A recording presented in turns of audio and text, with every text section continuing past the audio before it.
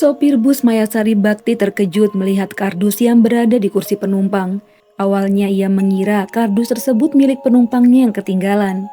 Karena memang sebelumnya ia sempat melihat seorang penumpang naik, namun saat penumpang itu turun, sopir dan kenek busnya tidak menyadari.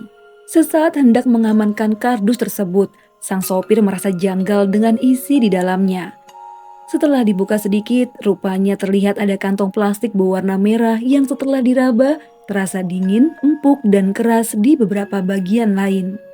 Karena curiga, ia memberanikan diri untuk membuka dan terkejut seketika melihat beberapa bagian tubuh manusia yang sudah dalam keadaan terpotong-potong. Anggota polisi dan tim medis yang mengamankan barang tersebut segera memeriksa kondisinya. Rupanya bagian tubuh itu tidak lengkap, seolah masih ada bagian lain yang entah berada di mana. Tak berselang lama, ada laporan masuk lagi dari sopir bus lain. Sama seperti di dalam bus Mayasari, mereka juga menemukan kardus yang sama yang berisikan potongan tubuh. Kedua kardus telah disatukan, namun puzzle ini belum lengkap karena kepala dan tangan masih belum ditemukan. Tak berselang lama dari penemuan kedua kardus, seorang sopir taksi berlari mendatangi kepolisian karena menemukan kardus milik penumpangnya yang seolah sengaja ditinggal. Karena tidak mengetahui identitasnya, lantas ia menyerahkan barang itu pada kantor polisi terdekat. Setelah diperiksa, rupanya di dalam kardus itu adalah potongan lain dari kedua kardus sebelumnya. Kejadian tahun 2008 ini menggemparkan seluruh media tanah air. Untuk itu pemerintah menghimbau pada pengusaha angkutan umum untuk lebih memperketat peraturan terhadap barang bawaan penumpang, juga memastikan identitas mereka agar meminimalisir tindakan kejahatan. Di sisi lain, petugas forensik yang memeriksa jasad korban menemukan ciri khusus, yaitu sebuah tato bermotif macan. Korban memiliki tinggi sekitar 170 cm dan nomor sepatunya berukuran 40. Ciri tersebut kemudian disebar oleh pihak penyidik kepada masyarakat. Barangkali saja mereka dapat segera mengenalinya. Dan selang beberapa waktu kemudian, identitas jasad pun berhasil diketahui berkat tato macan yang ia miliki. Korban pria bernama Hendra, warga Karet, Sepatan, Tangerang, Banten. Ia diyakini sebagai korban pembunuhan yang jasadnya telah terpotong-potong dan ditinggalkan dalam beberapa bus. Jasad Hendra yang dibawa ke Rumah Sakit Cipto Mangunkusumo telah selesai diautopsi. Kemudian keluarga mengambil jenazah untuk dibawa ke rumah duka dan dimakamkan di TPU Kota Bumi Tangerang meskipun tanpa kepala. Nah teman-teman, dari sini kita akan memulai penyelidikan mengenai siapa pelaku yang tega berbuat keji itu dan siapa sosok Hendra sebenarnya sebelum ditemukan meninggal dunia.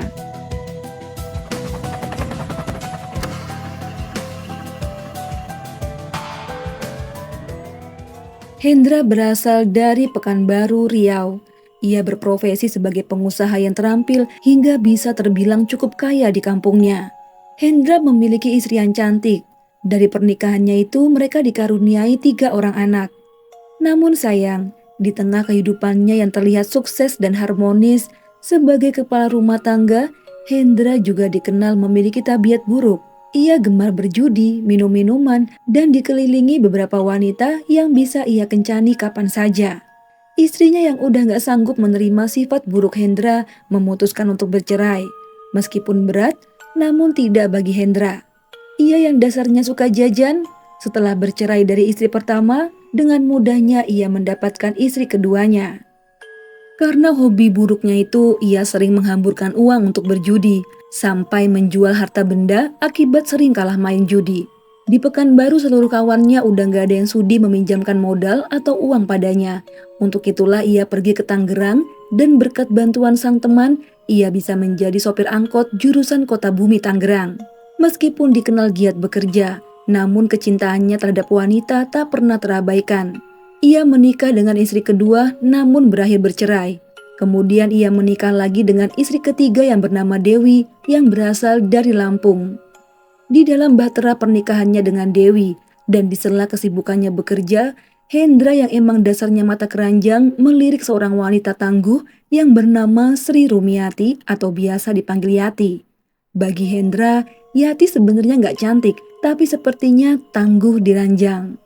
Yati adalah seorang penumpang langganan angkotnya. Yati sendiri berprofesi sebagai pedagang sayur keliling. Ia pernah menikah sebanyak 2 kali. Yang pertama berakhir dengan perceraian. Sementara yang kedua sedang ia jalani namun dalam kondisi yang hambar dan sangat bermasalah.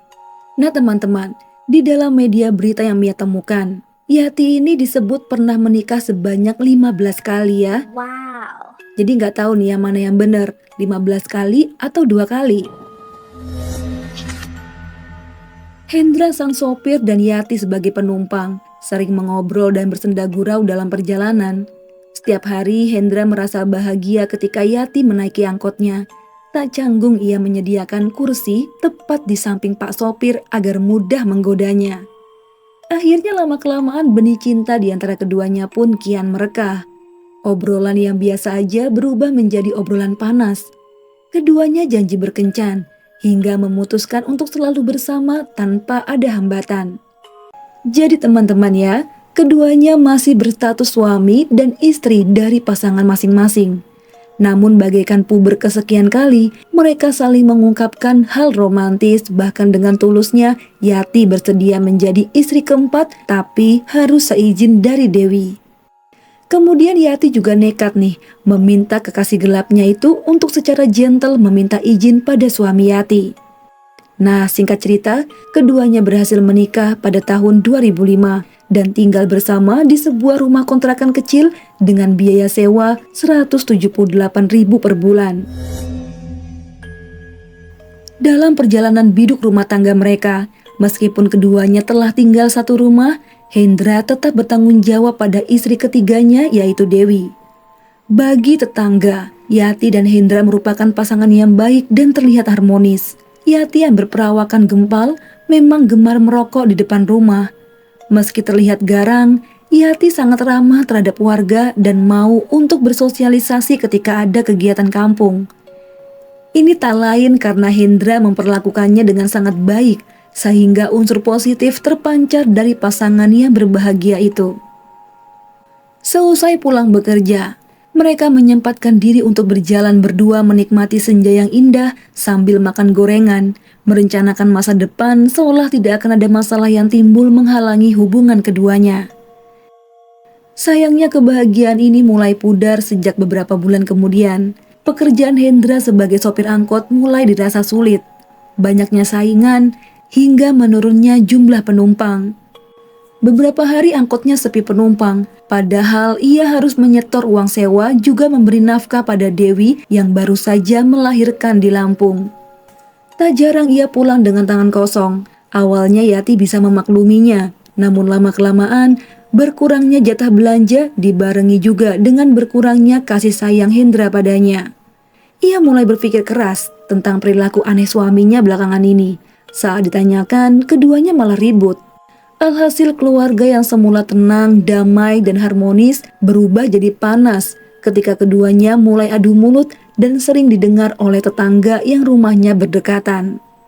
Begitulah awal mula pertengkaran mereka. Hingga pada tanggal 23 September 2008, Hendra ditemukan di dalam bus dengan kondisi terpotong-potong tanpa kepala. Jadi setelah petugas mendapatkan identitas korban, mereka langsung menuju kontrakannya. Namun di sana kondisi kontrakan sudah terkunci dari luar, tak ada penghuni di dalamnya. Keberadaan Yati sang istri tidak diketahui. Tetangga juga tidak ada yang tahu di mana Hendra dan Yati. Nah, di sini penyidik meminta keterangan beberapa tetangga mengenai pasangan Hendra dan Yanti.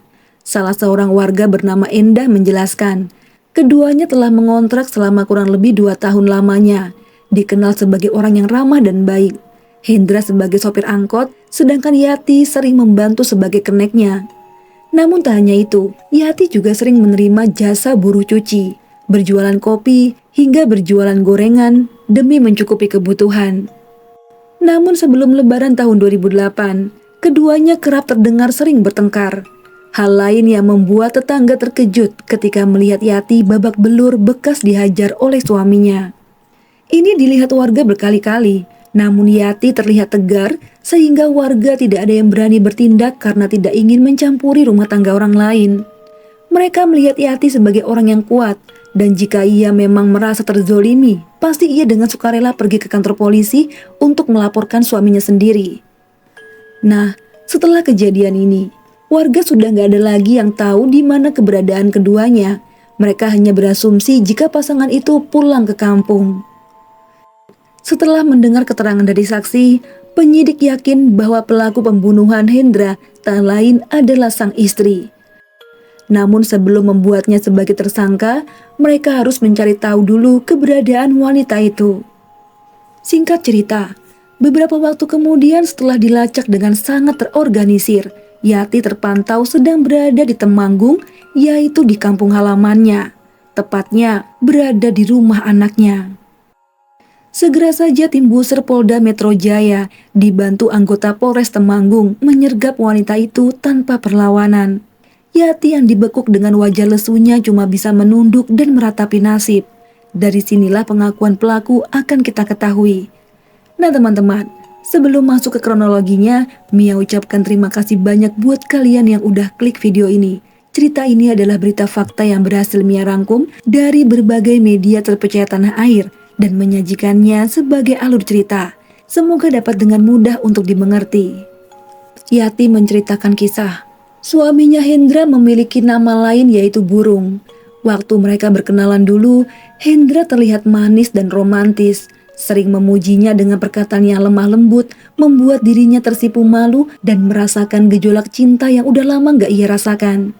Ketika memutuskan menikah, di awal batra rumah tangga mereka, Yati kerap diperlakukan seperti ratu. Namun setahun kemudian, Hendra mulai mengeluh kesulitan mencari penumpang. Angkotnya sepi, ini membuat Yati berpikir keras demi membantu sang suami. Tak jarang ia menemani suaminya saat bekerja, Hendra sebagai sopir, sedangkan Yati sebagai kernet angkot.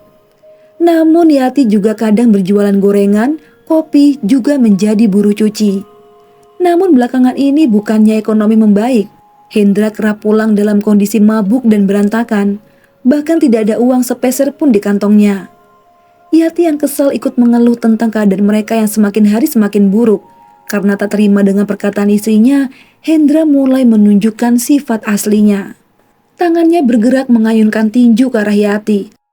Tak hanya itu, Yati juga pernah akan dibakar hidup-hidup manakala tubuhnya disirami minyak tanah. Tetangga juga bersaksi akan hal ini karena keributan yang mereka ciptakan terdengar lantang dari balik pintu yang tertutup. Bekas sundutan rokok ada di sekujur tubuh.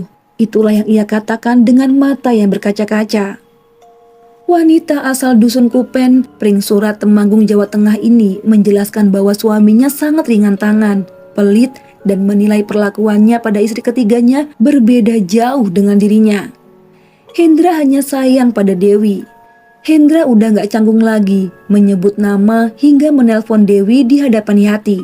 Bahkan saat mereka tidur, Hendra udah jarang menyentuh istri keempatnya itu. Ini membuat Yati cemas bahwa suaminya memiliki wanita idaman lain. Ia gak mau berbagi hati lagi, cukup dengan Dewi saja si madu tua. Di puncak kekesalannya yaitu di bulan September 2008, Hendra sering pulang dalam keadaan lelah dan enggan memeluk istrinya. Hingga tiba di tanggal 23 September tahun 2008, Hendra yang baru saja pulang ke rumah mengeluh masuk angin, kemudian menyuruh istrinya untuk memijat juga minta dikerokin. Selesai kegiatan itu, Hendra tertidur pulas tanpa menyadari maut udah mengintai tepat berada di sampingnya. Rupanya perasaan Yati saat itu benar-benar mencapai level tertinggi. Awan gelap melayang-layang di hadapannya seolah menyuruh wanita itu untuk segera menyelesaikan permasalahannya agar bisa hidup tenang. Nah, Yati beranjak dari kasurnya. Ia keluar rumah dan matanya melihat sekeliling. Entah apa yang ia pikirkan. Yang jelas tiba-tiba ia melihat batu sebesar kepala manusia. Ia mengangkat batu besar itu dengan kedua tangannya dan ia bawa ke dalam rumah, berjalan mengendap masuk ke dalam kamar. Lantas, beberapa detik kemudian, batu itu dihantamkan ke kelapa suaminya sebanyak 2 kali. Suara berat dan sedikit erangan dari bibir suaminya menghantar nyawa sang suami saat itu juga. Tuntas sudah misi Yati, cepat dan tepat sasaran. Tapi belum selesai masalahnya karena kini ia kebingungan bagaimana menyembunyikan tindakan jahatnya itu. Ketika pagi tiba, Yati kepikiran ide untuk membelah tubuh suaminya demi bisa membuangnya tanpa ada yang tahu dialah pelakunya. Untuk itu ia keluar rumah dan meminjam golok pada tetangga, juga membawa kantong plastik berwarna merah serta kardus. Yati benar-benar terbutakan oleh emosi akibat perlakuan kejam suaminya hingga menimbulkan sisi gelap yang menjelma menjadi sosok penjabut nyawa. Tanpa rasa menyesal ataupun takut, di atas ranjang pengantin ia menyembelih suaminya sendiri satu demi satu bagian sehingga terlihat seperti potongan puzzle. Setelah menjadi 13 bagian tubuhnya dimasukkan ke dalam plastik warna merah, kemudian memasukkannya lagi ke dalam 3 kardus. Kardus itu ia pinggirkan di ruang tamu dan ia merapikan ranjang tempat eksekusi. Singkat cerita, kardus itu ia bawa keluar. Pertama, ia menaiki angkutan jurusan Kota Bumi Kalideres, kemudian ia turun di Terminal Kalideres, kemudian menaiki bus Mayasari Bakti P64 jurusan Pulau Gadung dan meninggalkan 1 kardus di sana.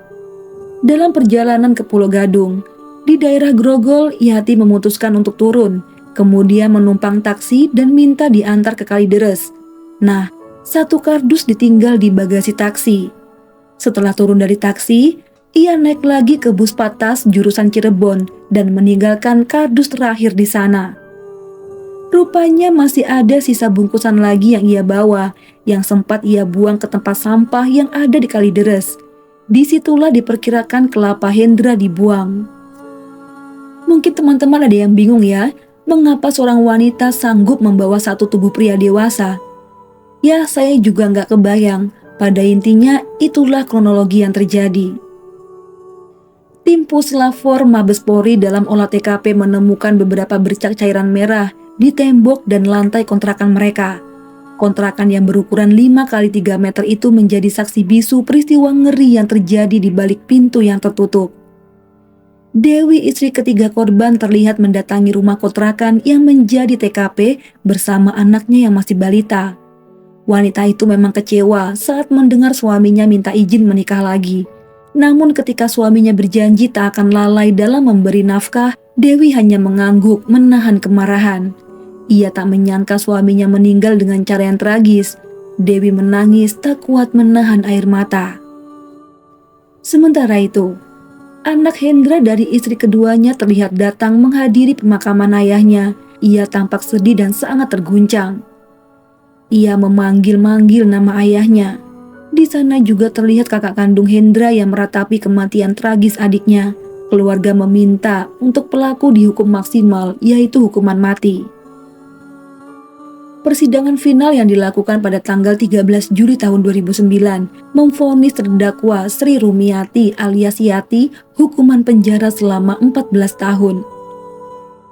Mendengar keputusan hakim, Yati yang mengenakan baju putih dengan celana panjang hitam menghela nafas panjang dan tertunduk lesu. Hukuman ini sebenarnya lebih ringan dari tuntutan jaksa, yaitu hukuman seumur hidup. Para jaksa yang gak terima sempat mengajukan banding karena menilai perbuatan terdakwa sangat sadis dan menyisakan trauma mendalam pada keluarga. Namun belakangan, jaksa penuntut akhirnya menerima putusan hakim dan terdakwa tetap divonis 14 tahun penjara. Jadi kalau benar 14 tahun tanpa pengurangan hukuman karena berperilaku baik, pelaku pastinya udah bebas di tahun 2023 ya. Yati dan Hendra merupakan sepasang kekasih yang memutuskan menikah. Yati sebagai bini muda merasa cemburu dan sakit hati. Ia juga kerap dijadikan sasaran empuk korban ketika sedang emosi. Dengan motif sakit hati inilah pelaku memutil jasad korban yang sebelumnya udah ditimpa batu besar sampai remuk di bagian kepala. Dan beberapa potongan tubuhnya disebar di angkutan umum juga tempat sampah. Hingga vonis persidangan, kepala dan anggota tubuh lainnya masih belum dapat ditemukan. Jika benar dibuang ke tempat sampah, mungkin benda itu udah hancur berkeping-keping ketika dibawa ke tempat pembuangan terakhir ya. Nah, Mia jadi ingat kasus Abi Choi yang dimutil oleh suaminya dari negara Hong Kong. Petugas polisi di sana harus memeriksa TPA demi mencari bagian tubuh Abi yang berceceran. Nah teman-teman, bagaimana pendapat kalian tentang kasus yang sangat membagongkan ini? Bagaimana juga nih perasaan kalian ketika menaiki angkutan umum dan rupanya di sebelah kalian ada sebuah tas atau sebuah kardus yang mencurigakan, yang kemungkinan ditinggalkan oleh penumpang sebelumnya? Apa yang akan kalian pikirkan setelah mendengar cerita ini? Kalau gitu Mia mau undur diri dulu. Mohon maaf jika ada salah-salah kata dalam pembuatan video. Jangan lupa tontonin videoku yang lainnya. Sampai jumpa di video selanjutnya. Bye.